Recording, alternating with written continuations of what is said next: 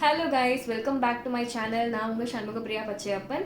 So இன்றைக்கி ரொம்ப நாளைக்கு அப்புறம் ஒரு புக் ரிலேட்டட் வீடியோ தான் வந்து பார்க்க போகிறோம். ஒரு தமிழ் நாவலோட ரிவ்யூ பார்க்க போகிறோம். இது வந்து ஒரு கலெக்ஷன் ஆஃப் சிறுகதைகள் இருக்கிற மாதிரி ஒரு நாவல்.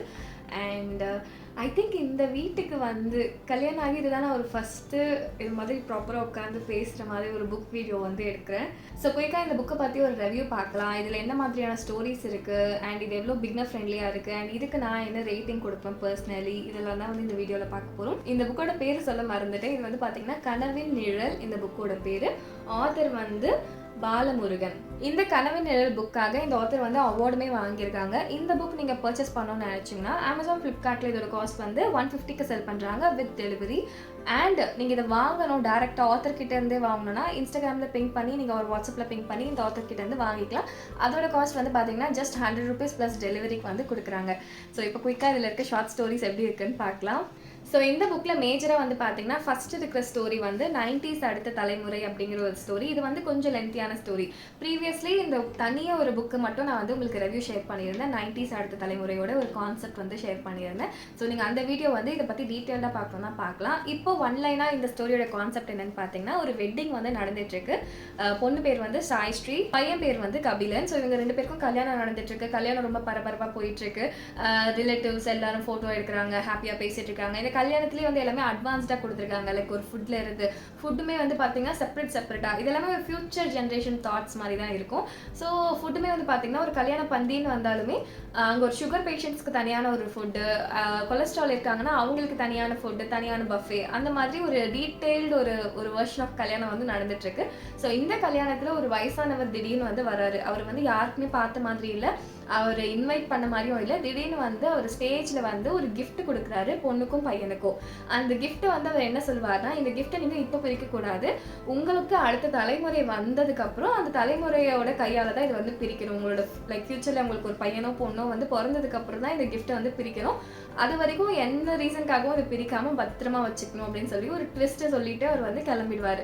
ஸோ அந்த கிஃப்ட்டில் என்ன இருந்துச்சு, இந்த ஸ்டோரி அதுக்கப்புறம் எப்படி போகுது, அந்த கிஃப்ட் அவங்க எப்போ ஓப்பன் பண்ணாங்க, அதில் என்ன பார்க்குறாங்க, என்ன லேர்ன் பண்ணிக்கிறாங்க அப்படிங்கிறது தான் இந்த 90s அடுத்த தலைமுறையோட கான்செப்ட். செகண்ட் வந்து பார்த்தீங்கன்னா ஒரு ஊரில் அப்படின்ற ஒரு டாப்பிக்கில் தான் இந்த சிறுகதை தொகுப்பு வந்து இருக்குது. இதில் மொத்தமாக 5 ஸ்டோரி வந்து கொடுத்துருக்காங்க. ரிஷி, ஒரு கூட்டு பறவை, ஆசை வந்து ஆக்சுவலி என்னோட ஃபேவரட் ஒன். இந்த 5ல் சிலையும் சிற்பியும் அப்புறம் வேறு, இந்த 5 ஸ்டோரியுமே வந்து பார்த்தீங்கன்னா ஒன்னோட ஒன்று இன்டர் கனெக்டடாக இருக்கும். அது நம்ம ரீட் பண்ணும்போது நமக்கு ஃபஸ்ட்டு ஒரு 4 ஸ்டோரிஸ் படிக்கும்போது இதெல்லாம் தனித்தனி ஸ்டோரி மாதிரி இருக்கும்.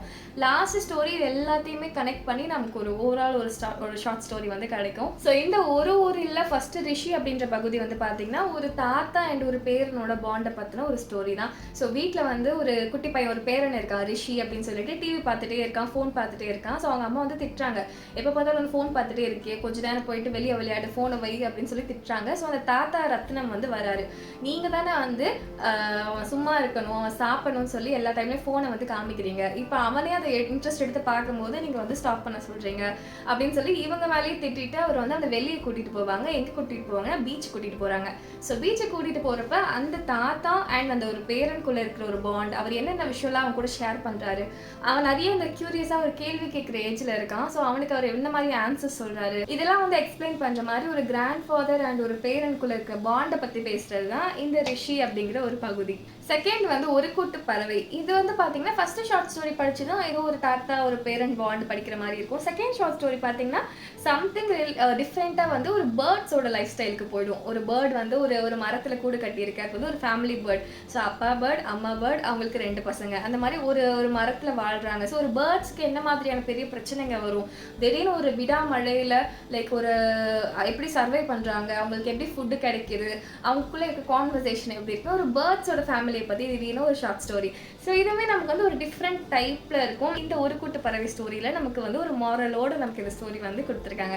ஸோ இந்த மாதிரி சின்ன சின்ன ஷார்ட் ஸ்டோரிஸ்லாம் நம்ம வந்து கிட்ஸுக்கு ரீட் பண்ணலாம். நம்மளுமே வந்து ரொம்ப கம்மி டைம் தான் இருக்குது, ஒரு நாளைக்கு ஒரு 10-15 மினிட்ஸ் தான் நமக்கு ஒரு ஃப்ரீ டைம் இருக்குது அப்படின்றப்ப இந்த மாதிரி ஒரு சின்ன ஷார்ட் ஸ்டோரி படிக்கும்போது அதோட இம்பாக்ட் வந்து ரொம்ப நமக்கு ப்ளசண்ட்டாக இருக்கும். தென் இதில் தேர்ட் ஸ்டோரி வந்து பார்த்தீங்கன்னா ஆசை அப்படிங்கிற ஒரு ஷார்ட் ஸ்டோரி. எனக்கு பர்சனலி ரொம்ப கனெக்டடாக பிடிச்ச ஒரு ஸ்டோரி வந்து பார்த்தீங்கன்னா இந்த ஆசை ஷார்ட் ஸ்டோரி தான். ஏன்னா இதில் வர அந்த மெயின் கேரக்டர் கதிர் அப்படின்ற ஒரு குட்டி பையனோட லைஃப் ஸ்டைல், லைக் எப்படி ஒரு ஸ்க்ராட்ச்ல இருந்து அவன் ஒரு நல்ல லெவலுக்கு வரது ரொம்ப ரியலிஸ்டிக்கான கான்செப்ட். லைக் அவங்க அப்பா என்ன ஒர்க் பண்ணுறாங்க, அவங்களோட ஃபுட் ஹேபிட்ஸ் எப்படி இருக்குது, அவங்க அப்பா வந்து ஒரு கொத்தனார் வேலை செய்கிறவங்க, அவங்க அம்மா வந்து ஒரு வீட்டில் இருக்கிறவங்க, ரொம்ப புவரோட பீக்கில் தான் இருக்காங்க. அந்த மாதிரி சுச்சுவேஷனில் அவங்க எப்படி நல்ல வேல்யூஸ் அவங்களோட பையனுக்கு சொல்லி வளர்க்குறாங்க அப்படிங்கிறது தான் இந்த ஒரு ஷார்ட் ஸ்டோரி. ரொம்ப நல்லா இருந்துச்சு. அந்த கதிரோட கேரக்டர் போர்ட்ரே பண்ணும்போது நிறைய நமக்கு ரியல் லைஃப்ஸில் சில பேர் நம்ம வந்து கனெக்ட் பண்ணிக்க முடிஞ்சது. அந்த மாதிரி எனக்கு ஸ்க்ராட்ச்லேருந்து நல்ல லெவலுக்கு வரவங்க, ஹார்ட் ஒர்க் பண்ணுறவங்களோட அந்த ஒரு ஃபீல் வந்து ரொம்ப நல்லா இருக்கும். ஸோ அது இந்த ஸ்டோரியில் வந்து நான் நிறைய ஃபீல் பண்ணேன். ஸோ ரொம்ப ஒரு புவர் சுச்சுவேஷனில் இருக்காங்க.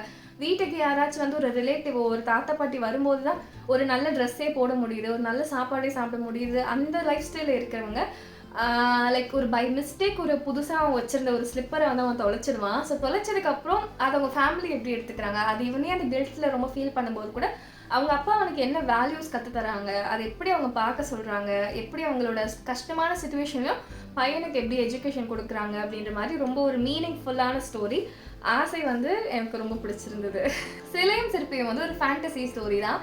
எப்படின்னா லைக் ஒரு சிலையை வந்து ஒரு சிற்பி வந்து ரெடி பண்ணிட்டு இருக்காங்க, ஒரு கோயிலுக்காக சம்திங் ரெடி பண்ணிட்டு இருக்காங்க. ஸோ அப்படி பண்ணிட்டு இருக்கும்போது சடனாக வந்து அந்த சிலை வந்து அந்த சிற்பிக்கிட்ட பேசுகிற மாதிரி ஒரு கான்செப்ட். ஸோ பேசும்போது என்னென்ன விஷயம்லாம் வந்து கொஸ்டின் கேட்குது, அதுக்கு சிற்பி எந்த மாதிரி ஆன்சர் பண்ணுறாரு அப்படிங்கிற ஒரு கான்செப்ட் தான் இந்த சிலையும் சிற்பியும். ஃபன்னாக ஒரு குயிக் ரீடாக நல்லா இருந்துச்சு. இது எல்லாமே இன்டர் கனெக்டட் நான் சொன்னேன், பட் இந்த ஸ்டோரி கான்செப்ட் கேட்கும்போது உங்களுக்கு எதுவுமே கனெக்டட் இல்லையே அப்படின்ற ஒரு ஃபீல் தான் வரும். ஆனால் இது எல்லாமே இன்டர் கனெக்டட் தான். லாஸ்ட் ஷார்ட் ஸ்டோரி வந்து அந்த வேர் அப்படிங்கிற ஒரு ஷார்ட் ஸ்டோரி. இது வந்து ஒரு திடீர்னு ஒரு மரங்கள் ரிலேட்டடாக ரொம்ப நம்மள ஒரு ஸ்ட்ரீட்லாம் பார்த்தீங்கன்னா 2 சைடும் மரம் வச்சு ரொம்பவே பீஸ்ஃபுல்லாக ஒரு அழகான ஏரியா ஸ்ட்ரீட்ஸ்லாம் இருக்கும்ல. ஸோ அந்த மாதிரி இருக்க இடத்துல அந்த மரங்களுக்கான திங்ஸை பற்றி தான் வந்து இதில் சொல்லியிருப்பாங்க. இந்த ஷார்ட் ஸ்டோரி ரொம்ப நல்லாயிருக்கும். தென் லாஸ்ட் இந்த புக்கோட ஒரு கடைசி ஷார்ட் ஸ்டோரி வந்து எனக்கு ரொம்ப எமோஷ்னலாக படிச்சுட்டு நான் ரொம்ப ஒரு மாதிரி டவுனான ஒரு ஷார்ட் ஸ்டோரி வந்து கடைசி நாட்கள் அப்படிங்கிற ஒரு ஷார்ட் ஸ்டோரி. இந்த கடைசி நாட்களோட கதை வந்து ரொம்ப டிஃப்ரெண்ட்டாக ஸ்டார்ட் ஆச்சு. ஏன்னா நான் ஃபஸ்ட்டு எடுத்தோன்னு படிக்கும்போது யாரோ ஒருத்தர் கொஞ்சம் வயசாகி இறந்துட்டாங்க அப்படிங்கிறது தெரியுது. அவரை மிஸ் பண்ணி சில ஃபியூ லைன்ஸ் வந்து ஃபர்ஸ்ட்லேயே வருது. ஸோ அவர் யாரோ மிஸ் பண்ணி பேசுகிறாங்க, அது யாராக இருக்கும், ஒருவேளை அவங்களோட ஒய்ஃபா இல்லை அவரோட டாட்டரா ஃப்ரெண்டா யாரை இந்த மாதிரி மிஸ் பண்ணுறாங்க அப்படின்னு படிச்சுட்டே வரும்போது எண்டில் பார்க்கும்போது நமக்கு தெரியும் அந்த ஃபுல் லைன்ஸ் சொன்னது வந்து அவரோட முக கண்ணாடி, அவரோட ஸ்பெக்ஸ் அப்படிங்கிறது. ஸோ ஒரு பர்சன் லைஃப் ஃபுல்லாக அதை யூஸ் பண்ணிகிட்டே இருக்காங்க, திடீர்னு அந்த பர்சன் இல்லைன்றப்ப அவரை சுற்றி இருந்த பொருட்களுக்கு எமோஷன்ஸ் இருந்தால் அந்த பொருட்கள் வந்து அவர் எந்த அளவுக்கு மிஸ் பண்ணும், என்னன்னு சொல்லி மிஸ் பண்ணோம் அப்படிங்கிற ஒரு போர்ட்ரேயலில் தான் இந்த கதை வந்து இருக்கும். ரொம்ப டிஃப்ரெண்ட்டான கான்செப்ட். எனக்கு படிக்க ரொம்ப எமோஷ்னலாக இருந்தது. நிறைய கனெக்ட் பண்ண முடிஞ்சது பர்சனலி என்னோட அப்பா லாஸ்க்கு அப்புறம். ஸோ இதில் ஒரு ஃபியூ லைன்ஸ் நான் உங்களுக்கு ரீட் பண்ணி காமிக்கிறேன். திருமண பரிசாக நான் உன் வீட்டிற்கு வந்து 25 ஆண்டுகளுக்கு மேல் ஆகிவிட்டது. ஆனால் இன்று வரை என்னிடத்தில் வேறு யாரையும் மாற்றாமல் என்னை பத்திரமாக பார்த்து கொண்டிருக்கிறாய். நீ காசுக்காக ஓடிய போதும் உன்னுடன் போட்டி போட்டு நானும் ஓடி உன்னை பலமுறை தோற்கடித்தேன். ஆனால் இப்பொழுது உன்னுடன் போட்டியிட மனமில்லாமல் உன் அருகிலேயே படுத்து கொண்டேன் என்றது சுவர் கடிகாரம். ஸோ இந்த மாதிரி ஒரு பேராகிராஃப் வருது. அந்த ஒரு பேராகிராஃபோட எண்ட்லேயும் வந்து யார் அந்த எந்த ஒரு பொருள் வந்து அவரை மிஸ் பண்ணுது அப்படிங்கிறது, லைக் அவரோட ஒரு ஃபுட்வேராக இருக்கட்டும், அவர் யூஸ் பண்ண ஒரு பென்னாக இருக்கட்டும், அவர் டெய்லி சாப்பிட்ட ஒரு தட்டாக இருக்கட்டும், ஒரு பர்சனோட லாஸ் வந்து லைக் அவர் என்டையர் லைஃப் அங்கே இருந்திருக்காங்கிறப்போ அந்த எஃபெக்ட் வந்து ஹியூமன்ஸ்க்கு மட்டும் இல்லை, அவரோட லாஸோட எஃபெக்ட் வந்து அவர் யூஸ் பண்ண ஸ்லிப்பர் அதுக்கடுத்து சும்மா இருக்க போது, அது யாரும் தொட போகிறது இல்லை, அது டஸ்டாகி இருக்க போது. அவர் யூஸ் பண்ணிட்டு இருந்த பென் இனிமேல் அவர் கடைசியாக எந்த புக்கில் வச்சாரோ அது அங்கேயே இருக்க போகுது, அது யாரும் எடுக்க போகிறது இல்லை. அவர் யாரும் திருப்பி எடுத்தாலுமே அவரளவுக்கு அதை யூஸ் பண்ண போகிறது இல்லை. அவர் எப்பவுமே உட்காந்து டிவி பார்க்குற ஒரு சேராக இருக்கட்டும், அவர் திங்க் பண்ணுற அவர் யூஸ் பண்ணுற ஒரு ஷர்ட்டாக இருக்கட்டும், ஒரு பேண்ட்டாக இருக்கட்டும், அவரோட என்டையர் லைஃப்பில் அவருக்கு ஸ்பெஷலாக இருந்த எதுவுமே இனிமேல் யூஸ் இல்லாமல் ஆகிடும்ல. அந்த ஒரு ஃபீல், அந்த ஒரு எஃபெக்ட் வந்து அந்த பொருட்களும் வந்து பேசினா எப்படி இருக்கும் அப்படிங்கிற மாதிரியான ஒரு ஸ்டோரி. மேபி யாரையாவது நம்ம கூடயே வாழ்ந்து யாரையாச்சும் ஒருத்தர் இழந்தவங்க வந்து இது படிக்கும்போது ரொம்பவே கனெக்டடாக இருக்கும்னு நினைக்கிறேன். ஏன்னா ஒரு சடன் லாஸ்க்கு அப்புறம் அந்த பர்சன் போயிடுவாங்க, பட் அவங்க அவ்வளோ நாள் சேர்த்து வச்ச ட்ரெஸ்ஸஸாக இருக்கட்டும், ஜுவல்லரியாக இருக்கட்டும், அவரோட பைக்காக இருக்கட்டும், எல்லாமே நம்மளை எவ்வளோ ஹர்ட் பண்ணும். அந்த இனி இதை யார் யூஸ் பண்ண போகிறா அப்படின்ற ஒரு ஃபீல் வந்து அந்த ஒரு ஃபீலிங் இந்த ஸ்டோரி வந்து கடைசி எண்டிங்கில் கொடுத்து முடிக்கும் போது எனக்கு அது வரைக்கும் அந்த புக் ஒரு நார்மல் புக்காக தான் நான் படிச்சுட்டே வந்தேன். லாஸ்ட் எண்டிங்கில் அந்த ஒரு கடைசி நாட்கள் அப்படின்ற இந்த ஸ்டோரி வந்து எனக்கு ரொம்ப ஒரு இம்பாக்டடாக ஃபீல் ஆச்சு. அது படித்து முடிச்சோடனே இந்த புக் வந்து எனக்கு ரொம்ப பிடிச்சிருச்சு. அதுக்கப்புறம் ரீசெண்ட் டைமில் யாரெல்லாம் என்கிட்ட நல்ல புக் ஏதாவது சஜஸ்ட் பண்ணுன்னு கேட்டாலும் நான் வந்து இந்த கனவின் நிழல் சொன்னேன். தமிழ் புக் படிக்கிறவங்களா இருந்தால் கண்டிப்பாக இந்த புக் வந்து ட்ரை பண்ணுங்க. ஏன்னா எனக்கு தெரியும் இதெல்லாம் படிக்கும்போது கூட அவங்களுக்கு நார்மல் ஃபீலாக இருக்கும், பட் கடைசி ஸ்டோரி முடிக்கும் போது அவங்களுக்கு இது வந்து ரொம்ப ஸ்பெஷலாக ஆகிடும் அப்படின்னு. ஸோ பர்சனலி எனக்கு இந்த ஸ்டோரி ரொம்பவே பிடிச்சிருந்தது. ஒரு பிகினர் ஃப்ரெண்ட்லியான ஸ்டோரி. இதுக்கு நான் 5/4 வந்து கொடுப்பேன். ரொம்ப அழகான ரைட்டிங்கில், குயிக் அண்ட் ஈஸி. நீங்கள் நினச்சிங்கன்னா 1 ஹவரில் இந்த ஃபுல் புக்குமே வந்து முடிச்சிடலாம். அந்த அளவுக்கு ஒரு இன்ட்ரெஸ்டிங்கான ஸ்டோரி தான். ரொம்ப கம்மி ரேட்டில் 100 ருபீஸில் நீங்கள் வாங்குற மாதிரியான ஒரு புக்காக தான் இருக்குது. இது கிண்டல்லையுமே அவைலபிள் இருக்குன்னு நினைக்கிறேன். கண்டிப்பாக செக் அவுட் பண்ணி பாருங்கள். இதோட லிங்க்ஸ் எல்லாமே நான் உங்களுக்கு வந்து டிஸ்கிரிப்ஷனில் கொடுக்குறேன். முடிஞ்சால் இன்னொரு நல்ல புக் ரிவ்யூ வீடியோட உங்களுக்கு வந்து மீட் பண்ணுறேன். Until then take care. பாய்.